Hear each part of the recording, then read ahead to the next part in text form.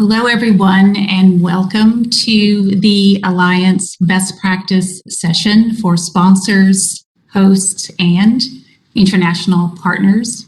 My name is Robin Walker. I'm the Executive Director with CNET, and I will be facilitating our conversation today. I'm being joined by three distinguished guests from our international exchange community. And before we get started, I just want to take a moment, introduce each of them, and also share a little bit with all of you about their background and experiences. So I'm going to start with Marcy Schneider. Marcy is the president of Intrax. She joined Intrax in 2014, reporting directly to the founders. She is responsible for leading strategic programming and the day-to-day operations of all of Intrax's esteemed programs. Intrax administers the summer work travel, intern, trainee, au pair, high school, and camp counselor programs. They also send Americans abroad. Marcy is a passionate senior executive with over 25 years of global experience in international education, new business development, and cultural exchange industries. Marcy has studied, worked, and lived overseas multiple times. She's visited over 82 countries and understands firsthand the importance of cross-cultural exchange and its impact on global communities. Marcy, it's great to have you today. Our next guest is Casey Slayman. Casey is the Vice President of Programs with InterExchange. InterExchange oversees the summer work and travel, intern, trainee, camp counselor, and au pair programs. They too send Americans abroad. As an international cultural exchange professional for more than 25 years, Casey has collaborated with international agencies, NGOs, various governments to help expand exchange opportunities for youth from around the world. In addition to his work with InterExchange, Casey has been active in international education and exchange organizations, including World Teach, the Center for International Humanitarian Cooperation, the WSTIC Confederation, WISE Work Abroad, and the Alliance. Casey, it's great having you with us as well. Thanks, Robin. And finally, we have a very special guest today. Many of you may remember him as the Deputy Assistant Secretary, Rick Ruth. A warm welcome to you as well. In a career spanning more than 4 decades with the United States Information Agency and the Department of State, Rick Ruth is recognized as an accomplished global diplomat, an experienced manager, a sought-after public speaker, and a skilled troubleshooter. Rick served as a Foreign Service officer in Jordan, Saudi Arabia, and the Soviet Union, and as a member of the Senior Executive Service. Prior to joining the Foreign Service, he taught Russian language and literature at the University of Arizona. He joined the government in the mid-1970s as a Russian-speaking staff member on a traveling U.S. cultural exhibition in the Soviet Union. Rick served as Deputy Chief of Staff to the last 4 directors of the United States Information Agency, and with the integration of USIA and the State Department, he organized the Office of the Undersecretary of State for Public Diplomacy and Public Affairs and served as its first Chief of Staff. Rick served in a number of senior level positions at the Bureau of Educational and Cultural Affairs. Most notably for all of us here today, he served as Deputy Assistant Secretary, rescuing the summer work and travel program from elimination. Rick, we're delighted to have you. Thank you. Collectively, for those of you in the audience, we have almost just at 100 years of international exchange experience. Collectively with our panelists here today, if you add me to that list, it puts us at about 125 years of experience. So I hope all of this means that we have a very good chance for a few takeaways from our session today. So welcome to all of you, and we will get started. And Rick, we will begin with you. As we just mentioned, you were Deputy Assistant Secretary, and that was at the time of the last regulation change. Based on that experience and your time as a Foreign Service officer, could you give us your sense of the purpose and the value of our programs, and then also the State Department's views of our programs, both in Washington, D.C. and at our embassies abroad? I would be glad, Robin. Thank you very much. First of all, of course, thanks to Ilir and Lane and my colleagues at the Alliance for inviting me to do this. Mad props for Senator Cory Booker for his wonderful remarks. And I have to say, I just realized mad props is probably dating me. Anyway, but wonderful remarks by Senator Booker. And it is so nice, even virtually, to see colleagues and friends. Can't too numerous to mention, but I see Joel Colony, I see Ellen Hoggart, I see Carrie Dooley. I know there's scores of you out there. I'm sorry I can't name everyone. I don't know if Nicole Elcon, Das Elcon, is out there, but special regards to you, Nicole, if you're there. I hope everybody likes the beard. It's a post-retirement beard. But to your question, yes. I'm delighted to join Casey and Marcy and Robin here to talk about this because it's an issue that obviously came up once, as Robin mentioned, and as everything happens in life, it comes around in cycles, and so these issues may arise again, and it's useful to know how they've been handled and how they've been successfully addressed in the past. When Marcy and Robin and Casey and I were talking prior to this, we thought that maybe to give a more practical operational dimension to some of the issues, it would be good for me to talk about what arguments within the State Department actually arose at the time when summer work travel was on the chopping block. What arguments were put forth to rescue summer work travel and what prevailed. Again, it's always possible these arguments or these issues will arise again. It very quickly then, it began in a distribution plant in Hershey, Pennsylvania, for the Hershey Company, where a large group of summer work travel participants were working there in the distribution plant.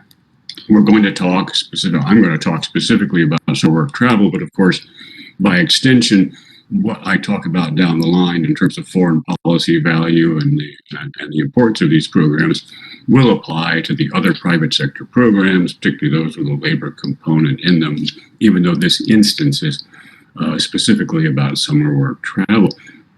The incident in Hershey, Pennsylvania was indeed a bad one. It was a very deplorable situation. These summer work travel participants were working in a plant without proper protections, whether that was proper clothing or back braces or, footwear, whatever it happened to be. They were essentially working only with other summer work travel participants. So no day-to-day exposure to Americans or ability to practice the English language. There was no organized effort by the sponsor to get them out of Hershey, Pennsylvania, and to see something about the United States and American society and American culture. They were charged, unfortunately, exorbitant prices for housing and some of the other necessities of life. But perhaps worst of all is that when they complained about these conditions, they were threatened. They were told to shut up, to go back to work, and if they kept complaining, they would be sent home, and they would never get a visa to come to the United States again. So obviously a bad situation. They went on strike, and that's when there was a headline on the front page of the New York Times about America's sweatshop diplomacy. Well, that headline on the front page of the New York Times was like a hand grenade going off in the office of the Secretary of State. And all heck broke loose. And the initial reaction from the Secretary, not surprisingly perhaps, was let's just stop this program. This is intolerable. It's over. And everybody has a front office. Everybody's been in organizations, Nobody likes it when the front office is mad at you. When the boss is mad at you, it's not a good situation to be in, particularly in this case when the boss was a very energetic, very strong-minded Secretary of State. Obviously, it was Secretary Hillary Clinton. Now, at that point, because of the urgency of the situation, they moved me from my job at that point, senior advisor to the assistant secretary, over to be the DAS for private sector exchanges, with the mandate to fix this, whatever that might mean. The easiest thing to do, as anybody knows in any organizational structure, the easiest thing to do is just salute the boss and say, yes, boss, if you want this program canceled, we'll cancel this program, no problem. And then you're in good with the boss. She's happy. Now, it might very well have been that Congress would have intervened and done something to protect the program. It might have been that lawsuits would have ensued, as we've had lawsuits recently about the au pair program and so forth. But it would have been an easy thing to do. And quite honestly, had I suggested or recommended to the Assistant Secretary and others that we simply go along with Secretary Clinton's wishes and abolish summer work travel, they would have all said, fine, not a problem. But there was a problem, and that was summer work travel was a really good program, and it needed to be kept, and it needed to, and luckily we were able to do that. But it meant a tremendous amount of work had to ensue, because we not only had to issue eventually new regulations about summer work travel, but we had to completely restructure the private sector office to manage the new regulations and the larger program. And the first thing we had to do was twofold. We had to show that we were serious about reform, both to satisfy the Secretary's office that we were really serious about reform, and to show the summer work travel community that they had gotten the State Department's attention with this problem in Hershey, and we were going to be doing something significant. The other thing we had to do to get back to the inside bureaucratic aspect of this is we had to buy time. We had to have some breathing space so that the Secretary would say, okay, I'll give you a little bit longer to work on this, but you'd better come up with something good rather than abolishing the program just immediately by fiat. So what we did was we instituted a freeze. We froze the number of summer work travel participants, and we froze the number of sponsoring organizations. And that was our intent, like I said, to buy time and to show seriousness. And then we plunged into the reform effort, which eventually resulted after some time in a memorandum. And I ordinarily wouldn't bother to mention the title of a State Department memorandum, except I was surprised in an earlier conversation to hear Casey say it. It was keep it, cap it, fix it. I didn't realize it had gotten out, but that's fine. What that meant was, first and foremost, keep it. Keep the summer work travel program. It has foreign policy value. It's good for America. Cap it was the cap, the freeze I just mentioned, on temporary, of course, although it lasted longer than I had anticipated, but the freeze on sponsors and participants. And then fix it, of course, which was everything else, new regulations, restructuring, and so forth. The Secretary signed off on it. Here we are. So I think the real concern or the real issue here for all of us today is the keep it part. What is it? What arguments did we put forward on behalf of summer work travel and these other private sector programs to show that they had demonstrable, significant foreign policy value? Because, of course, it is the Department of State, and it's uniquely our position in the State Department to say what is or is not American foreign policy and what benefits or does not benefit American foreign policy. That's our wheelhouse, to use the current term. What we basically said was some things you'll recognize, but we put them in the context of private sector programs. First of all, they engage people around the world. You're the choir. I don't need to preach to you about the value of people-to-people engagement. But particularly, we stress to the Secretary's office the value of youth engagement. You all know what the youth demographic looks like around the world, and we need to engage those young men and women. We all know from millennia of experience all around the world that if there are a lot of disaffected, alienated young people, young men and women, there's going to be trouble. We don't need that kind of trouble, but we also want something more positive than just the absence of trouble. We want those people to understand America, to work with us, to understand who we are and what our goals are. And when you bring young people here, then they see firsthand. And we know from the surveys that ECA has done over the years that the number one sources of information for young people around the world are television, movies, and social media. Well, you can all imagine what kind of image that projects about the United States. Good, bad, it's not going to be correct. And we need to get those young people here so they see with their own eyes, they hear with their own ears, they can ask questions and talk to people with their own voices and have an accurate appreciation and understanding about the United States. It sometimes surprises people when I tell them that the purpose of these exchanges is not to make people, at least as far as I'm concerned, is not to make people like the United States. Generally, it works that way. They generally do, and that's a good thing. But for me, the purpose is for them to accurately understand who we are and what our values are. If in the end there's something about us or our society that they don't like, that's fine, because there are things about America that Americans don't like. As long as their opinions are based on reality, on facts, and not on stereotypes or disinformation. And then, of course, once we have these young people who are permanently, changed by their experience in the United States, we want them to be a network on all manner of issues for us. We want them to be hopefully like-minded people who make common cause with us.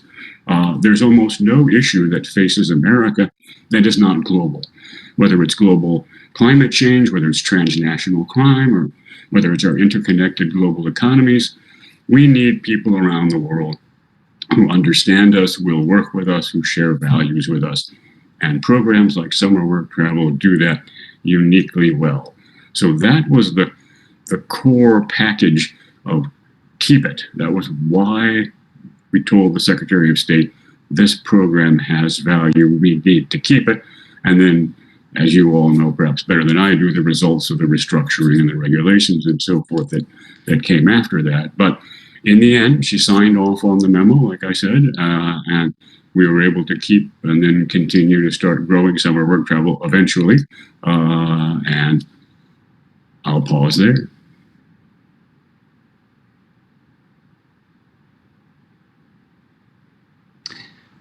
Rick, thank you for that.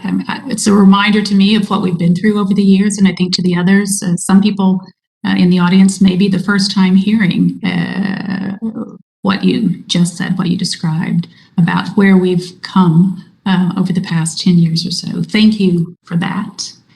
We're going to transition now into best practices. And Casey and Marcy, picking up on everything Rick has just said, through experience, we as sponsors know that best practices are the ideal way to increase the value and the power of our programs.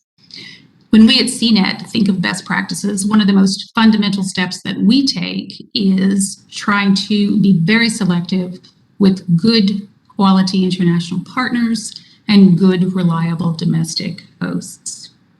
We're going to start today with our international partners.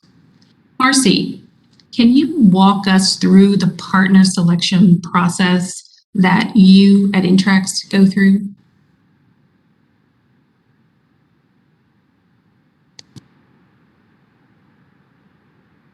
Thank you, Robin, and thank you, Rick, and of course to Ilir and to Lane for organizing this today, and I'm very happy to be here. Partners and partner development and selection is very close, near and dear to my heart. And in my time living internationally, for many, many years, my main focus was partner selection and partner training. And I have a lot I could say about this topic, and many things start with those partners, because for many of the members of the Alliance, our partners are the people that actually recruit and then train and orient the participants prior to them coming to the U.S. And so they play a very, very integral role. And in the comments I'm going to make about selection, I'm going to focus more on the pre-COVID times, and then the COVID times. We'll have a chance later to talk a little bit about COVID times, which have changed some things, although the fundamentals obviously have not changed at all.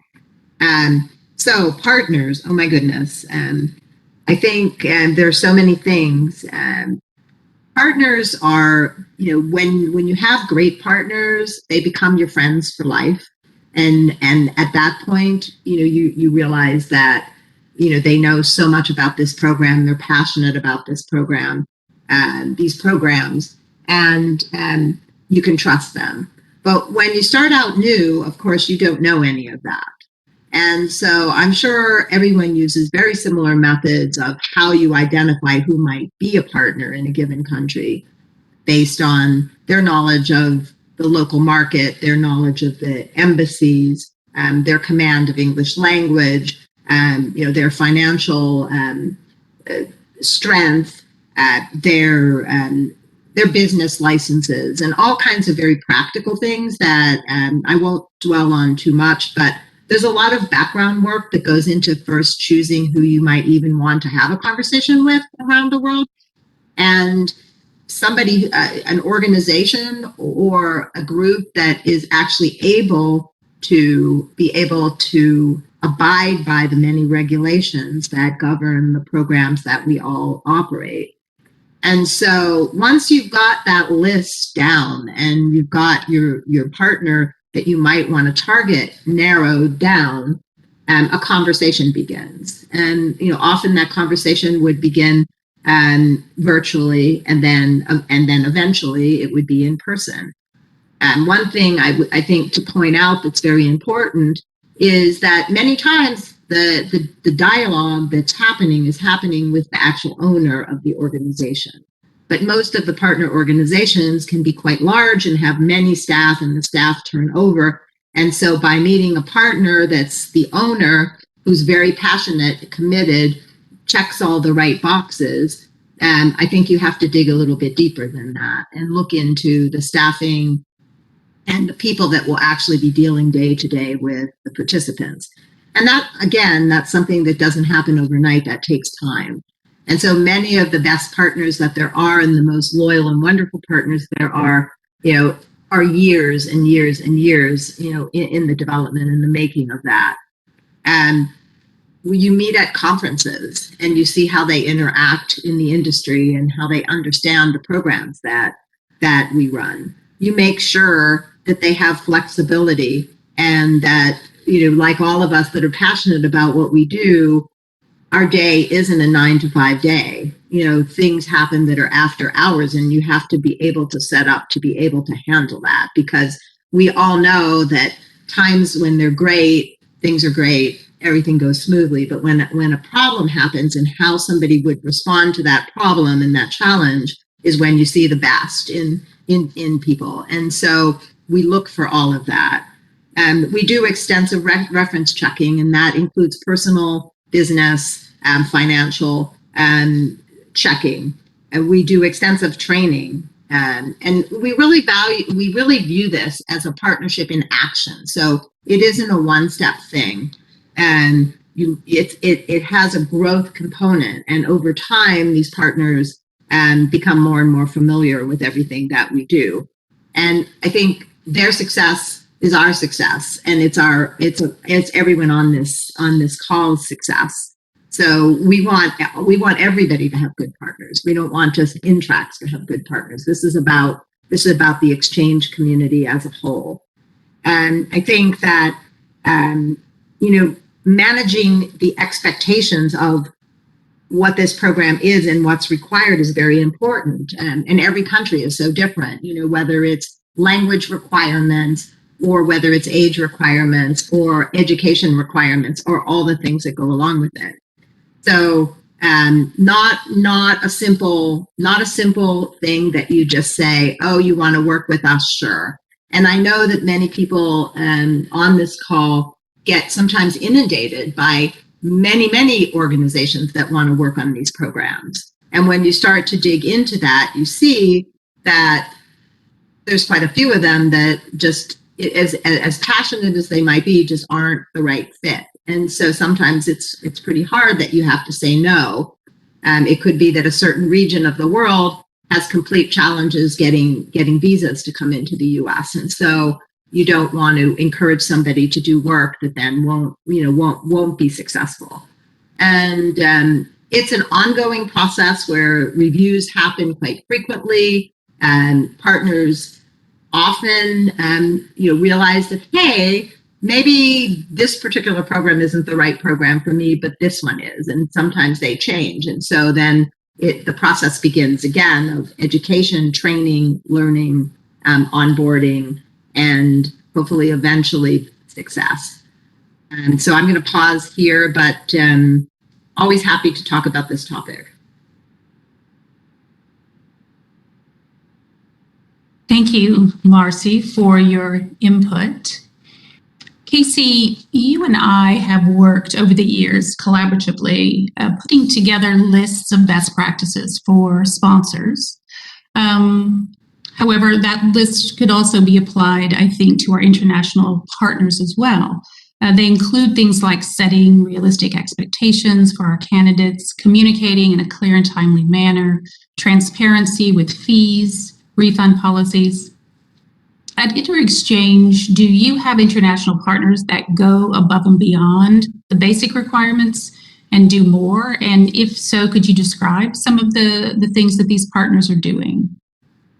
Yes, absolutely. Thank you, Robin, and thank you to the Alliance for putting this conference together and to my fellow panelists. Yeah, I mean, absolutely. We have partners that we've worked with for decades, and they are such a crucial part of the program because they're often the first face that the applicants would see. And so, there's a compliance and adherence to the regulations. That's, first and foremost what the partners do. But I think there are also some intangibles that we look for, when we're talking with potential new overseas partners. The motivation, why are they in this? And I think, if you ask what makes the best partner, well, you know it when you see it. Sometimes it's hard to, pin down what it is. But understanding the mission of the program and the purpose of it and what we're trying to accomplish, I think is crucial. That they know that they're selling not ball bearings. They're selling an experience. They're promoting a change in someone's life. That they're going to be educating someone who may become a future leader, and just that responsibility sometimes can be pretty overwhelming. And knowing that they understand that's the mission that they've been tasked with is crucial. I think we're lucky that many of our partners have been on one of the Bridge USA programs. And they come back and they are so excited about what they've experienced that they want to then pay that forward and perpetuate and help others, come to America and come on some of these programs. So, we're lucky that we have, decades of experience. And those decades of experience, I think, help build trust with those organizations. And it also, breeds trust with InterExchange. We're a known entity that's been operating year after year after year. I remember back, 20 years ago, we would be, doing an orientation in Bulgaria, and people would line up overnight and their parents would, be with them because it all sounded just too good to be true. How could this program exist? And that's sort of the beauty of it, that you have students who come with different expectations. They're planning to come for professional reasons, for career goals, for language acquisition, for just fun, for travel, and they have all these dreams. And I think our partners, one of the super important things that they need to do is tell the truth, tell it like it is, right? And you can't sugarcoat an experience that, there are so many components to. You really have to, be open, be honest, make sure that you are setting the right expectations, and letting and choosing the right candidates, making sure that they are ready for the unknown and for this. This is a really bold, brave thing that they're doing, is coming to the United States, which they may not be familiar with. They may have only seen things through the press, and still they're willing to come and take that leap. And I think that our partners help us, and we're only as good as our partners. So continually evaluating them, asking the students how our partners are, making sure that we're sharing our messaging with our partners, make sure that we're sharing our standard operating procedures with them, planning, amending our plans, replanning. I think it never stops, because we strive for a zero incident culture, but it's inevitable that something will come up, and having that partnership and the plan is really, I think, what makes for a strong, successful, safe program that with the right planning sets the participants up for success, and then they're going to come back with that positive experience and spread the word in a realistic, truthful way to their peers, who then perpetuate that. So I'll stop there. I really liked your word motivation, Casey. I would agree with that. The motivation of the partners, I think, really is key. Marcy, I'm going to turn over to you again. We are currently in the middle of what some experts are calling a pandemic era.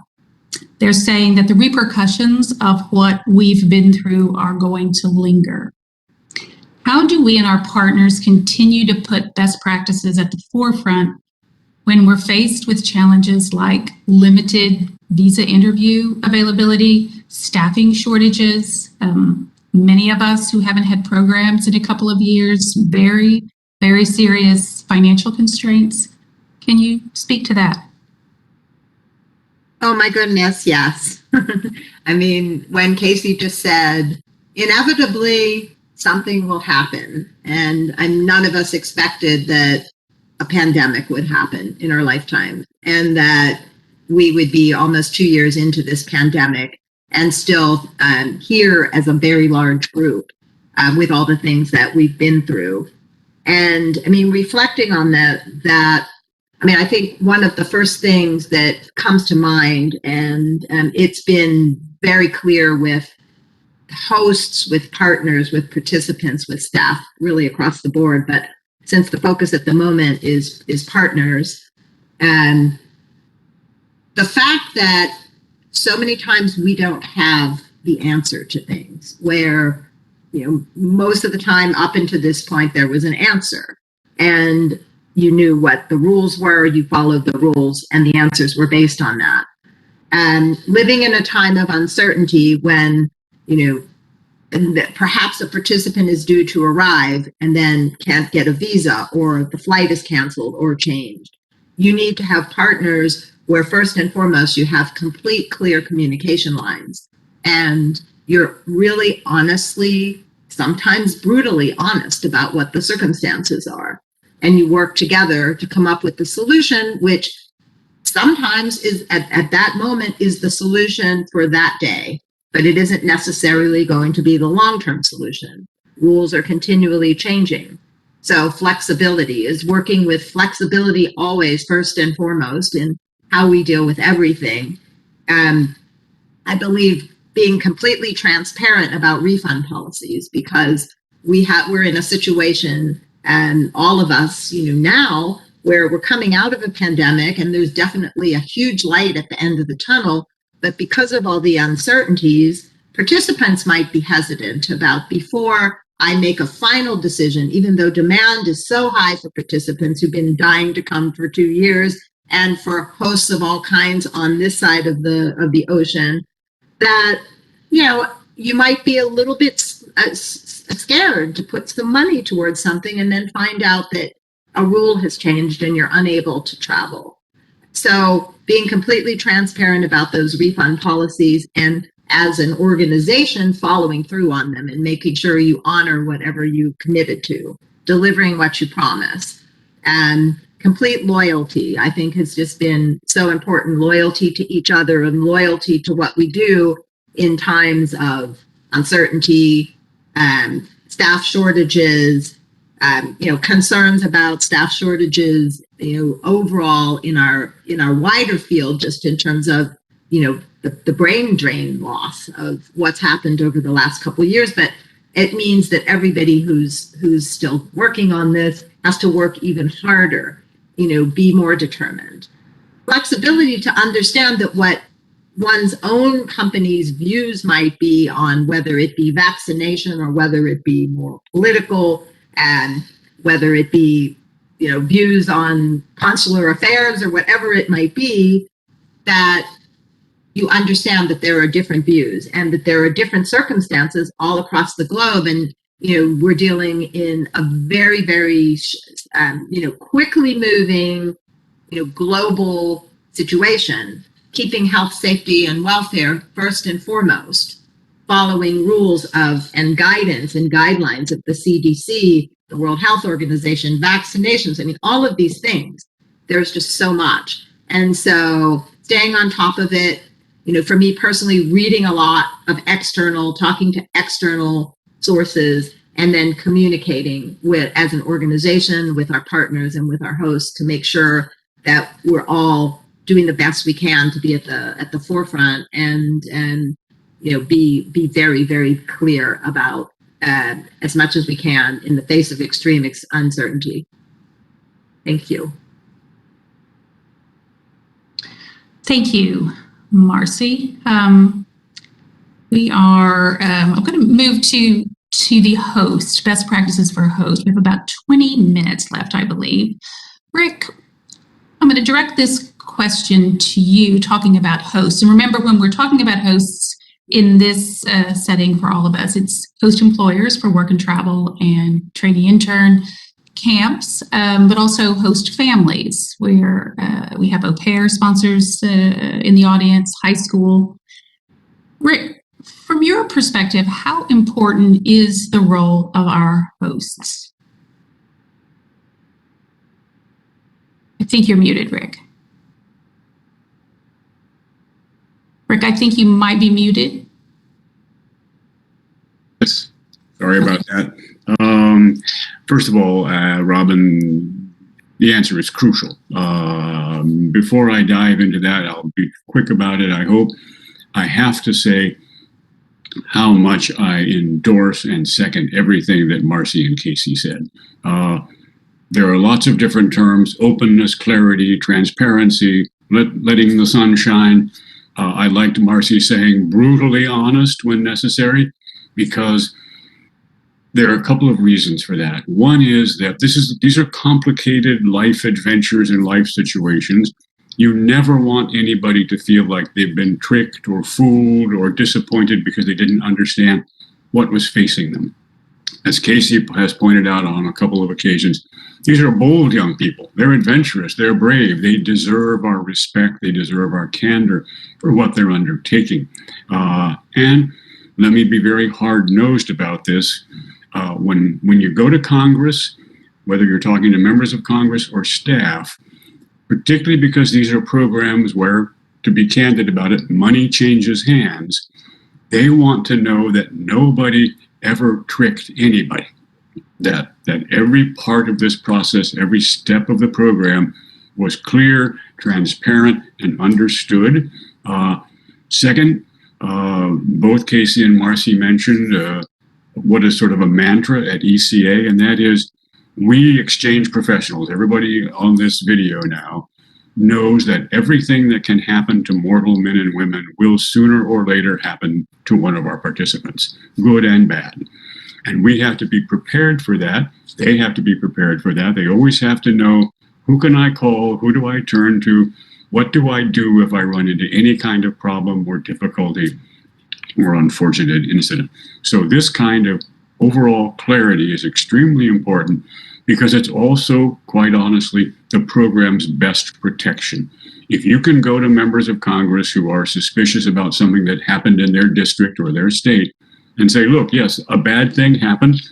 Here's what we did in the run-up to it. Here's how we responded. They'll understand. Bad things happen in life every now and then. It's only if you haven't been clear, if you have not been totally transparent and honest, that you run into difficulty. So I wanted to completely second that. But Robin, about the hosts, oh my goodness, they're the front line. They're America.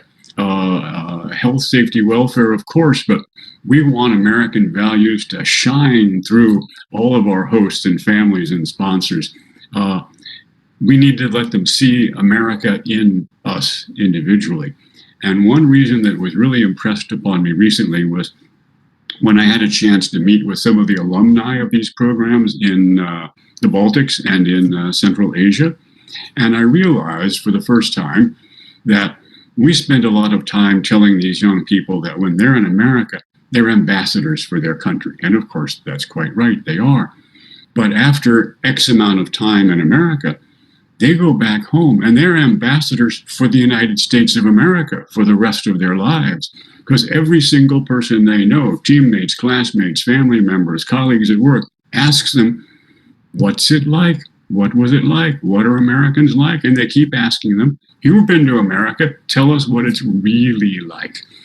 Particularly in a world of a poisoned or corrupted information environment, where that kind of human authenticity that these young people can bring to the experience is absolutely crucial. And that front line is always the host, the US-based host, the employer, the family, all the other, whether that person was a lifeguard or a server or worked in a hotel front desk, it doesn't matter. They need to see the best of America in us.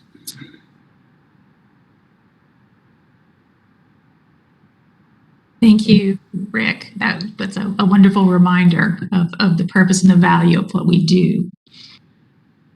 Casey, this is for you. When considering best practices for hosts, a few things that come to mind are clear and concise job offer, training plan, contract, housing. Is it provided? If not, is there affordable housing in close proximity? Transportation, is it easy to get around? If not, does the host provide it? Are there available cultural activities? Is there a way for our exchange visitors to get out into the community and make friends? At InterExchange, what are you looking for in a good, reliable host? I think one of the, going back to the word motivation, whether it's a host family or a camp or a host employer, explaining to them the obligation that they're going to take and making sure that they're getting into this for the right reasons and understanding the longer term goals. The hosts are also ambassadors. They are the people who are going to be remembered when the alumni go home and they tell the story of their time in America. It's going to be the people they met, the people they worked with, the places they visited. So, it really is crucial to prepare them. And I think that, when someone is applying to come on these programs, they've got an understanding of, that travel is going to teach them a lot and that there's a underlying diplomatic core to these programs. In some cases, the hosts aren't that clear on, well, how does American foreign policy really fit into this whole thing? And it behooves us as a sponsor to explain that to them. And when you do, you see the light bulb go off and they're like, oh, I get it, and that's where it really all meshes. And so those hosts that get it, often want to do it year after year after year, whether it's, hosting an au pair, or a camp, or summer work travel. I think those are the hosts that we're looking for, the ones that realize that it's work on their end to get this right, but they're willing and ready to take on that added responsibility of teaching. Not everyone wants to do that, and these are going to be very impressionable, exhausted, nervous, scared people whose English isn't, necessarily their first language. And so it takes that empathy and that understanding. And that's what we're looking for. So, I think that again is something that's really important for us. And then the other thing I think is, having multiple programs that we operate, each with their own regulations. We can kind of see which regulations and which programs and how they operate and take the best from all of them. And I think that's a real plus for us, that we're able to lift up all the programs and make sure that as much as possible, we're establishing, consistent, clear vetting requirements, for documents that we're collecting and storing. How are we doing that? And I think that makes the programs safer and stronger.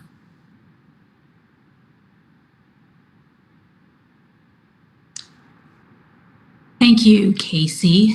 We only have about 10 minutes remaining, and although I had a few more questions, Lane, I think it might be best if we transition over to the Q&A, just to make sure if anyone has any questions they would like to ask, that they have an opportunity to be able to do so.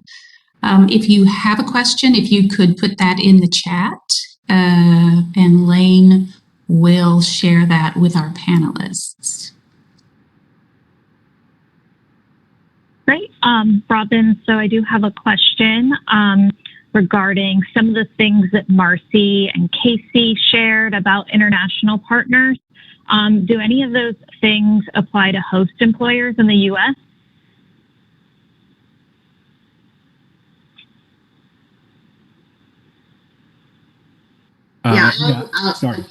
Sorry, go ahead, Casey. Yeah, I think that there's so much overlap. This really is a collaboration. It's a partnership with the Department of State, with sponsors, with hosts, with our overseas partners, and each rung or each leg of the stool has to be solid. So there is total overlap in setting expectations, and the other thing is monitoring and evaluating success. That is something that is also very important, so that we can compare year after year.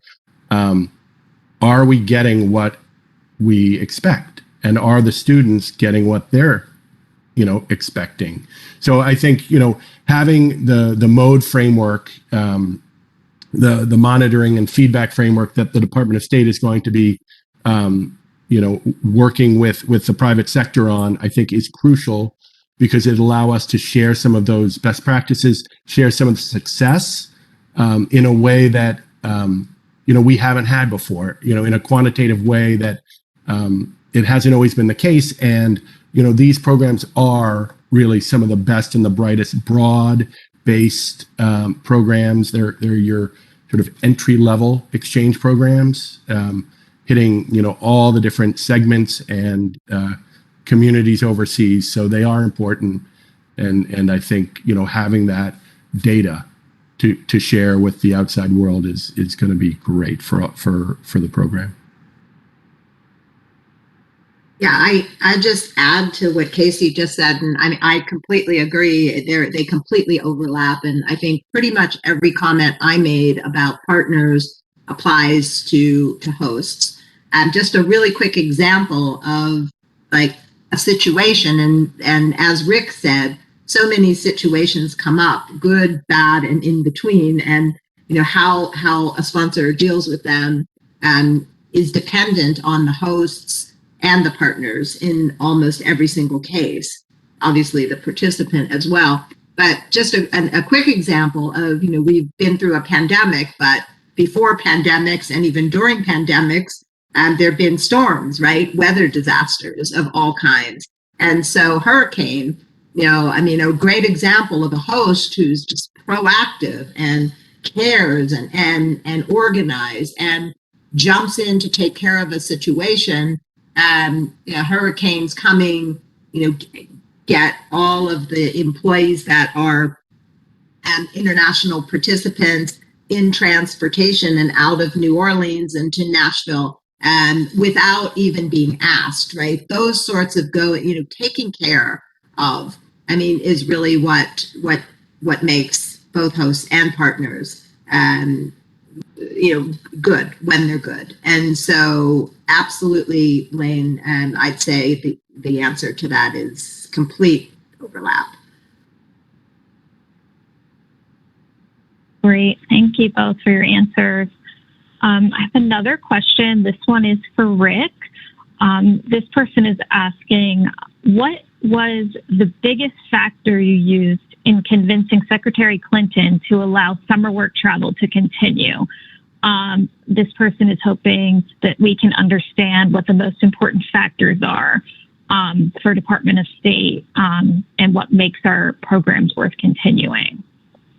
Sure. There are two key factors. One is, I mentioned, to show the foreign policy benefit.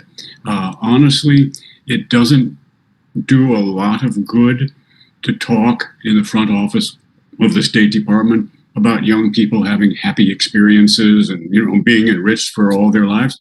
You and I all know that's wonderful and that's a valuable goal, but it doesn't get you very far when you're getting Stevie gazes, all around, because when the Secretary of State is involved, you're also dealing with the Deputy Secretary, the Counselor, the Legal Advisor, the Head of Consular Affairs, because they use the J visa.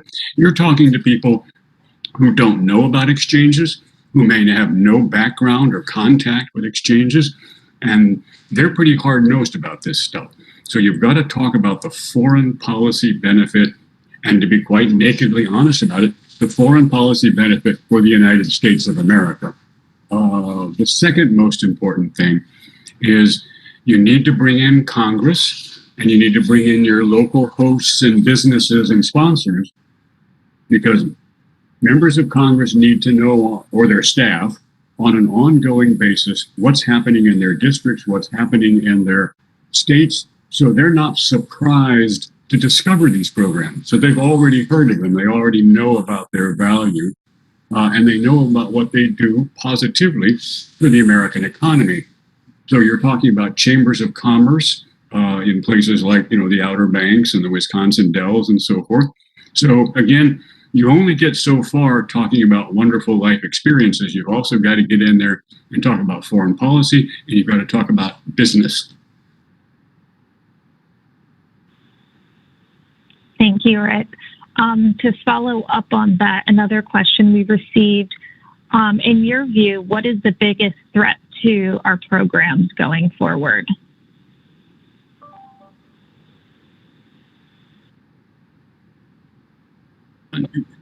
The biggest threat to the program is the mute button. No, it is that people simply don't understand it. They haven't heard about it. Excuse me. There are two words in Russian, or two ways in Russian to ask why. One is "почему," as some of you obviously know. That simply means, in a very rather neutral sense, why. The second is "зачем," which also means why, but it has a touch of what for in it. What are you up to? What's the purpose of this? And when I would travel around and talk about these programs, and even the other programs, Fulbright and Youth Exchange and the others, government officials, parents, and others would often ask, what are you up to? Why do you want to spend your hard-earned money to bring our children to your country? What's going on here? This gets back to what Marcy and Casey talked about earlier about transparency. and being utterly candid and open about who sponsors these programs, what they consist of. Those are the two most important factors to keep an eye on. Speaking of transparency, we actually just got a question in about that. How has the department improved its best practices? And are there any examples along the lines of transparency with sponsors so that sponsors have that leadership that they can emulate? I'm sorry, Lane. There was some outside noise at the start of your question. Could I ask? Oh, sure. Here. Absolutely. I'm gonna have to disappear for just 1 second and put a stop to that noise. Okay, no worries. Maybe we'll go to a different question while Rick is out. If a company or an organization doesn't have the resources to go above and beyond and incorporate best practices, is there any advice that you all could share? I would suggest partnering. Sometimes there are opportunities to partner with other organizations that might have more resources. Start small, because I think going above and beyond is so important that for the group as a whole, and being small is just fine and great. Do what you're doing really well. Focus on best practices, focus on going above and beyond, and you'll find that you'll probably be able to grow and gain the resources. That would be my suggestion. Yeah, and I would also add that, I think as sponsors with a lot of experience, we have resources that we're happy to share. We have hosts that are continually innovating and teaching us. And so, when there is a host who may be new to the program or, isn't familiar with how to onboard an international student, or, I think it's really helpful for them to see how their peers handled it and take some of that as a way to improve. Great, thank you both. Rick, back to this original question about transparency. This person is wondering if the department has improved its best practices in any ways in terms of transparency, and are there any examples of that? Yeah, thank you very much. I apologize for the outside interference. The transparency requirement, the sunshine, the clarity, that applies, of course, to the State Department and everything we do just as much as to any other part of this process or any other organization. One thing I didn't mention as part of the response to the Hershey incident was that we completely restructured the office. We added a great many more staffers to it to accommodate the volume of business, which was a positive thing. We had fallen behind in our ability to track and monitor what participants were doing because of lack of staff. We added a full-time law enforcement professional because, like I said, unfortunately things happen.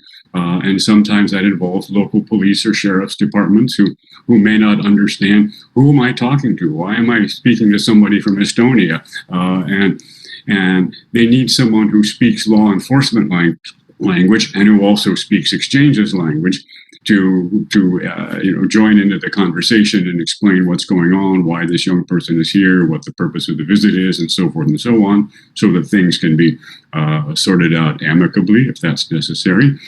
We also created a new office so that we have an office of designations, as you know, which designates into organizations to use the J visa, but we also have a program office now to handle the day-to-day activities of all these, the kaleidoscope of events that transpire. And we wrote a lot of new regulations, making it clear what is permissible and not permissible in terms of employment. We found, for example, I was astonished. Some of you may know the program Deadliest Catch, which is about fishing for crabs off of boats in the Bering Sea between Alaska and Russia.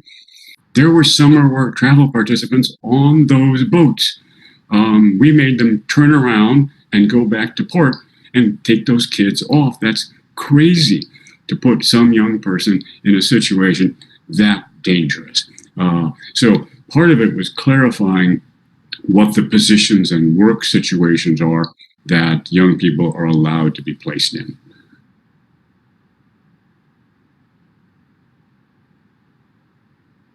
Thanks, Rick.